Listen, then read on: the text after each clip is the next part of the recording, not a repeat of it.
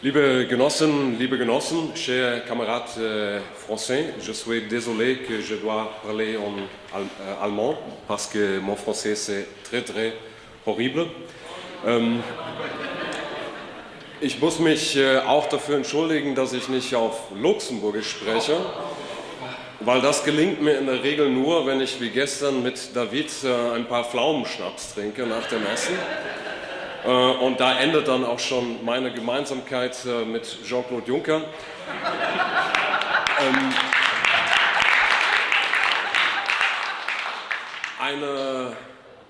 Eine Luxemburger Zeitung hat, glaube ich, mal getitelt, oder vielleicht war es sogar eine deutsche, dass ich so ein Kritiker Luxemburgs sei. Und ich möchte das gleich hier an dieser Stelle, möchte ich dem gleich energisch widersprechen. Vor einigen Monaten kannte ich persönlich wahrscheinlich nur 3 Luxemburger. Das war Jean-Claude Juncker, das war David Wagner und Justin Turpel.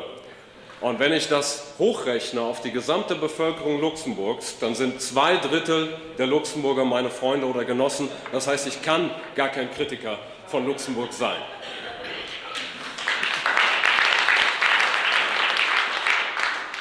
Ich will aber auch gleichzeitig sagen, dass ich sehr stolz bin auf die Aktivitäten, die ich kennengelernt habe von De Lenk, wahrscheinlich einer der kleinsten Linksparteien in Europa, aber ich finde auch einer der feinsten.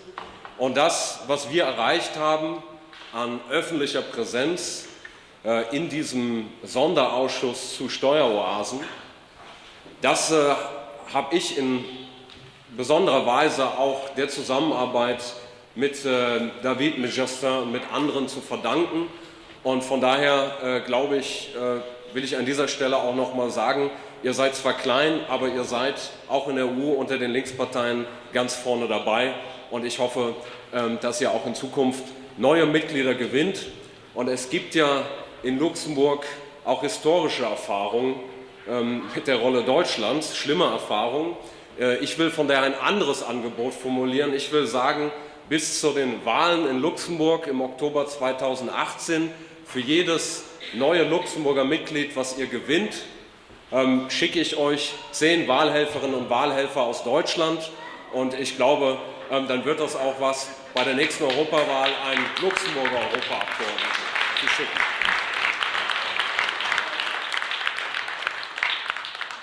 Drittens richtet sich meine Kritik nicht gegen Luxemburg im Besonderen, weil ich glaube, es ist auch im Interesse der großen Mehrheit der Luxemburgerinnen und Luxemburger, die große Mehrheit der Luxemburgerinnen und Luxemburger sind ja nicht Briefkästen, sondern Menschen, die tagtäglich arbeiten und für bessere Löhne, für bessere Renten streiten. Und ich glaube, dass eben die Entwicklung des Luxemburger Finanzplatzes nicht im Interesse der großen Mehrheit der Bevölkerung der Luxemburgerinnen und Luxemburger ist, weil sie eben auch verhindert, dass sich zukunftsfähige Wirtschaft in Luxemburg entwickelt, die eben nicht auf Briefkastenfirmen und andere finanzielle Gaunereien baut.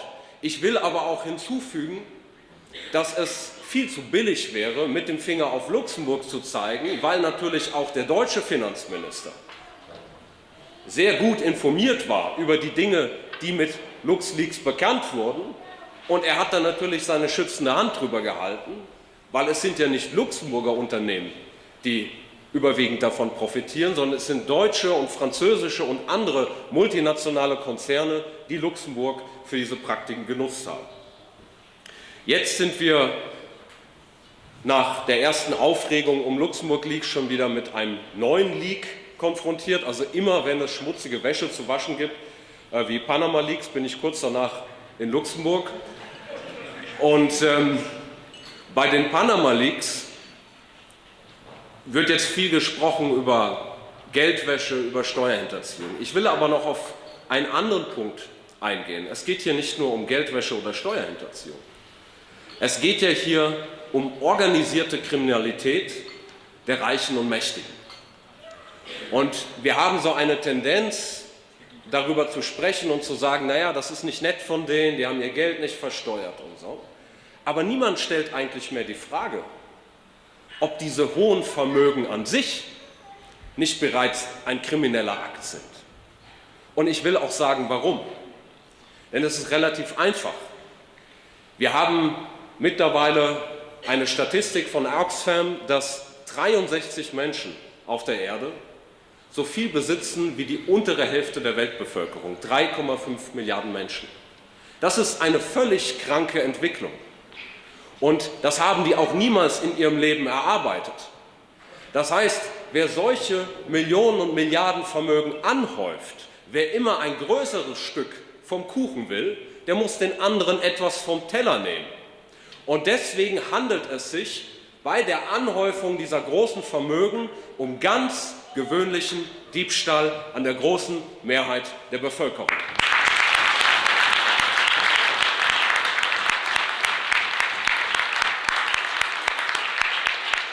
Und es gibt dort auch einen Zusammenhang, den wir in der Europäischen Union beobachten können, seit der Eurokrise und auch schon in den Jahren davor, dass nämlich der Anteil der Löhne am wirtschaftlichen Kuchen immer weiter gesunken ist, während der Anteil der Gewinne und Vermögen gestiegen ist. Und das ist nichts anderes als eine permanente Enteignung der großen Mehrheit der Bevölkerung. Und da ich halb Italiener bin, habe ich jetzt eine gewisse Expertise darüber zu sprechen. Die Deutsche Bank hat vor einigen Jahren als Ziel angegeben, eine Kapitalrendite von 25%. Wenn ihr hier in Luxemburg rausgeht und euch mal mit einem Bäcker oder einem kleinen Handwerker unterhaltet und ihr fragt ihn, ob er schon mal eine Kapitalrendite von 25% hatte, dann wird er euch den Vogel zeigen. Eine solche Rendite erwirtschaftet man in der Regel mit zwielichtigen Aktivitäten wie Drogenhandel, Waffenhandel, Prostitution oder aber auf den internationalen Finanzmärkten. Und deswegen ist ein Wirtschaftssystem, das derartige Aktivitäten zulässt, sind die Anhäufung großer Vermögen und das Gebaren der Banken, die ja jetzt auch bei Panama Leaks wieder eine große Rolle spielen, und die organisierte Kriminalität, siamesische Zwillinge.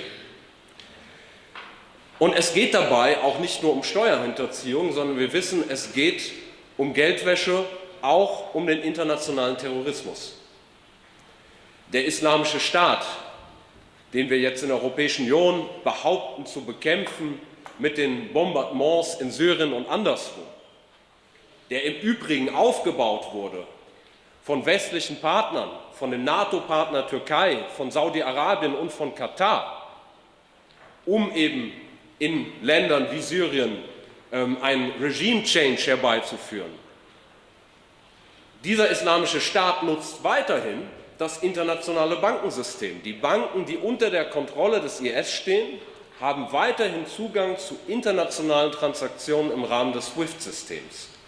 Und das heißt, dass in Steueroasen, in Schattenfinanzplätzen auch Terrorgeld gewaschen wird, mit dem dann schreckliche Morde wie in Paris und Brüssel finanziert werden. Das heißt, die Bekämpfung von Schattenfinanzplätzen ist auch eine Frage der internationalen Sicherheit.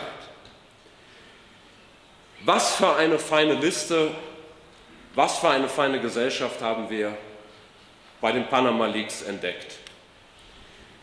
Der ukrainische Präsident und Schokoladenoligarch Poroschenko, der argentinische Präsident und US-Darling Macri, die FIFA natürlich, die ist immer dabei, wenn es was Schmutziges gibt, der britische Premier David Cameron und viele andere mehr, auch der Front National taucht in diesen Papieren auf.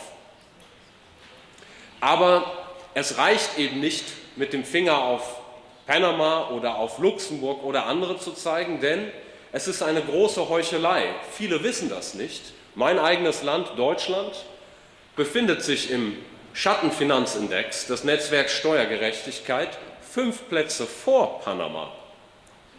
Und Ähnliches gilt für die Vereinigten Staaten mit der Steueroase Delaware, weil zum Beispiel in Deutschland, wenn ein windiger Diktator oder ein Mafioso Geld nach Deutschland bringt und dieses Geld ist kriminelles Geld, es ist gewaschenes Geld oder es wurde im Ausland an der Steuer vorbei hinterzogen, haben Banken wie die Deutsche Bank, die ja an sich schon eine kriminelle Vereinigung sind, kaum Strafverfolgung zu befürchten, wenn sie mit diesen Geldern arbeiten. Und ich sage immer, wenn ich mich in mein Auto setze und betrunken Auto fahre, zum Beispiel, weil ich in Luxemburg so viel Pflaumenschnaps getrunken habe,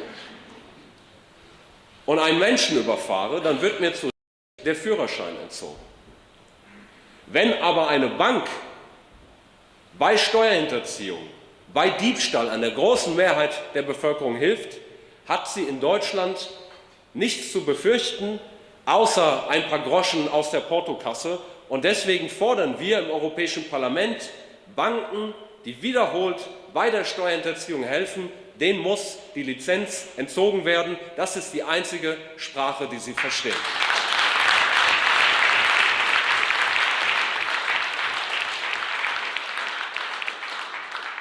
Zweitens müssen wir natürlich die Inhaber hinter diesen Briefkastenfirmen offenlegen.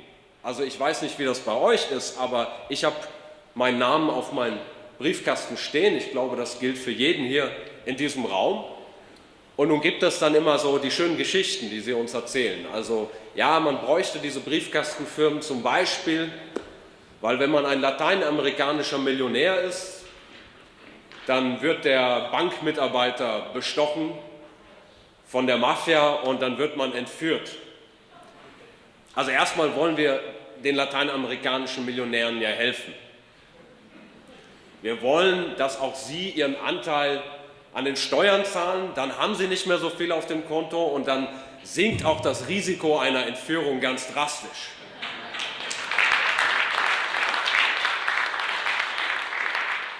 Aber zweitens ist das auch kein seriöses Argument, um diese Briefkastenfirmen zu verteidigen, denn dann könnten sie ihr Geld auch sehr einfach in ein Land bringen, wo die Gefahr, dass Bankmitarbeiter bestochen sind, sehr gering ausfällt. Ich will aber nicht nur über das Thema der Steueroasen sprechen, nicht hier die ganzen Forderungen vortragen, die wir im Europäischen Parlament regelmäßig erheben. Wir sagen etwa, dass wir es nicht mehr zulassen dürfen, dass Patentgebühren, Lizenzgebühren, Kredite fiktiv quer durch Europa geschoben werden, um eben die Verluste in Ländern mit höheren Steuersätzen anfallen zu lassen und die Gewinne in Ländern mit niedrigen Steuersätzen. Dass wir hin zu einem Steuersystem wollen, in dem eben geguckt wird, wie viel Gewinne machen denn Apple oder Google in ganz Europa und sie dann entsprechend einer Formel in Europa zu verteilen. Und wenn es dann eben Unternehmen gibt, die nur einen Anrufbeantworter haben und 0 Beschäftigte, dann erfüllen sie nicht das Kriterium, wie es in der Fachsprache heißt, der ökonomischen Substanz. Und dann bekommen sie von dem Kuchen eben nichts ab. Wir brauchen zweitens Mindeststeuersätze in Europa. Nicht jedes Land muss denselben Steuersatz haben. Natürlich macht es einen Unterschied, ob ich ein kleines Land bin wie Luxemburg oder ein großes Land wie Deutschland oder ob ich eine Stahlkrise hatte oder nicht. Aber die Steuerpolitik ist nicht das geeignete Instrument, um Entwicklungsunterschiede auszugleichen. Deswegen brauchen wir zumindest auf europäischer Ebene Mindeststeuersätze, damit die große Mehrheit der Bevölkerung in Europa und auch die große Mehrheit der Luxemburgerinnen und Luxemburger, die den ganzen Tag hinterm Bock sitzen, hart arbeiten und ihre Steuern abführen, dass die nicht die einzigen sind, die für die Infrastruktur, die für die Straßen, für die Schulen und für die Krankenhäuser zahlen. Aber es geht um viel mehr. Und wir alle sind uns bewusst, dass wir derzeit sehr turbulente Zeiten in Europa erleben. Und das hat Gründe. Und das hat auch mit der Europäischen Union selbst zu tun. Denn wir haben einen Binnenmarkt in Europa geschaffen, in dem die Unternehmen um die niedrigsten Steuern konkurrieren, die Arbeitnehmerinnen und Arbeitnehmer um die niedrigsten Löhne. Und vor einer solchen Europäischen Union haben eben immer mehr Menschen Angst. Und das erklärt auch den Erfolg der rechten Parteien in Ungarn, in Polen, in Frankreich oder in Großbritannien. Und es ist Aufgabe der linken Parteien in Europa, der EU auch in den Arm zu fallen und sie auch zu kritisieren, wenn sie sich gegen die Mehrheit, die Interessen der Mehrheit der Bevölkerung wendet.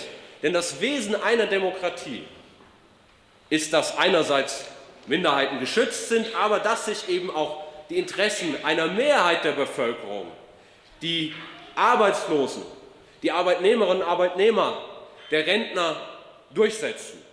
Und wenn wir eben seit vielen Jahren permanent eine Politik haben, die gegen die große Mehrheit der Bevölkerung gerichtet ist, dann wenden sich die Menschen von der Demokratie ab.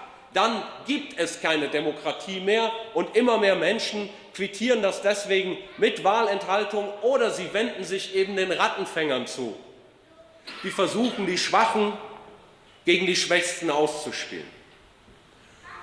Und deswegen will ich sagen, dass wir, glaube ich, einen historischen Moment in Europa erleben, wo sich beantworten wird in den nächsten Jahren, ob die Europäische Union so weiter Bestand haben wird. Wir haben die Situation in der Eurokrise und dort hat mein Land, meine Regierung eine besonders unrühmliche Rolle gespielt, dass nach der Finanzkrise, wo alle noch über die Banken sprachen, eben nicht die griechischen Rentner oder die irische Krankenschwester gerettet wurden, sondern, seien wir doch ehrlich, mit der Rettung in Griechenland wurden zuerst die deutschen und die französischen Banken gerettet, bei denen Griechenland Schulden hatte.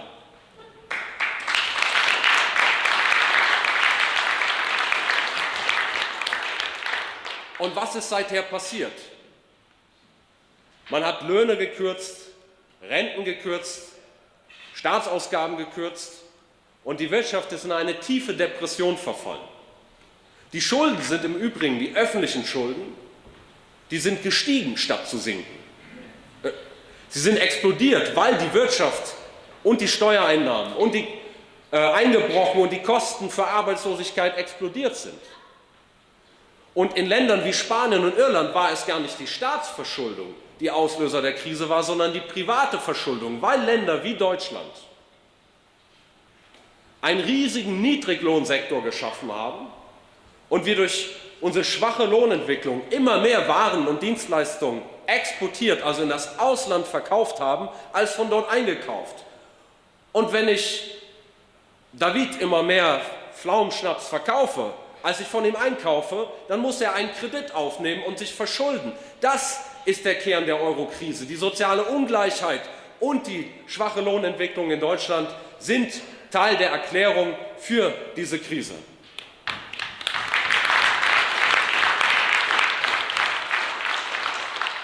Und was hat die Europäische Zentralbank gemacht? Sie hat viel billiges Geld in die Märkte gepumpt.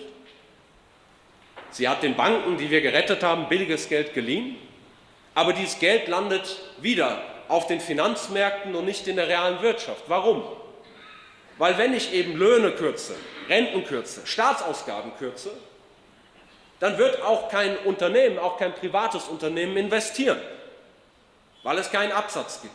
Und dann landet dieses Geld, dann werden keine Kredite nachgefragt und es landet eben nicht in der realen Wirtschaft, sondern züchtet wieder neue Finanzblasen. Und wir sehen bereits die ersten Tumulte wieder um die Deutsche Bank. Es gibt Sorgen um die Abkühlung des Wachstums in China. Und deswegen sage ich, die Eurokrise ist nicht vorbei, wie Sie uns erzählen wollen. Für die große Mehrheit der Bevölkerung ist jeden Tag Eurokrise, wenn sie ihr Portemonnaie aufmachen.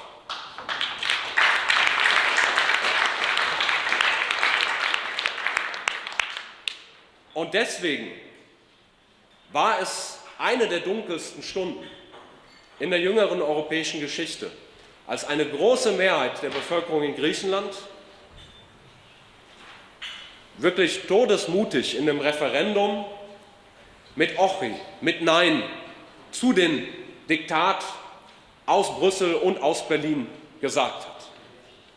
Und es war Jean-Claude Juncker im Übrigen und Martin Schulz, der deutsche Sozialdemokrat, der Präsident des Europäischen Parlaments, die gesagt haben, ein Nein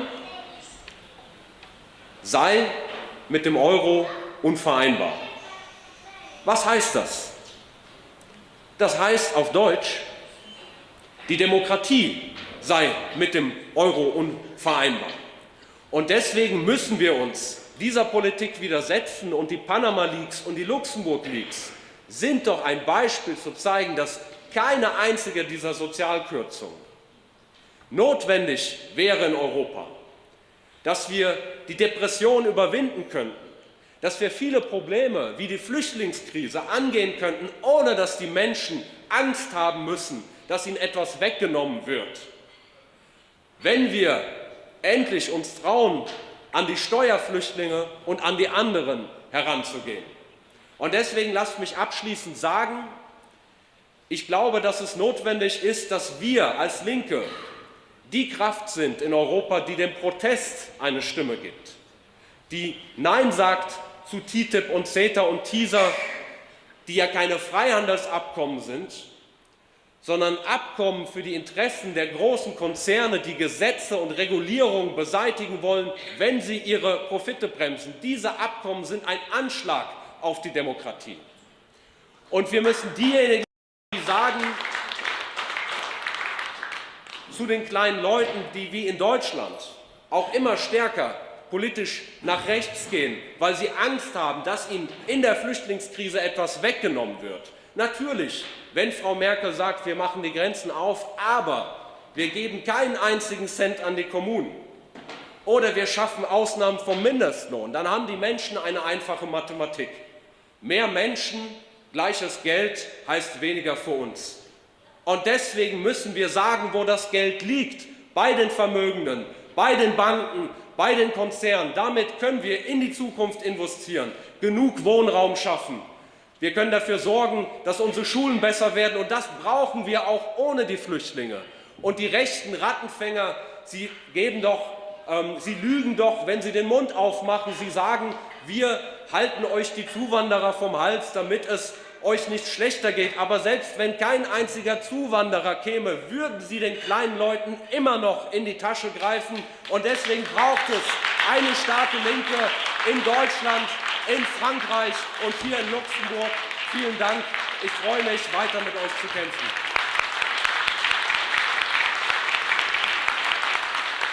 Danke.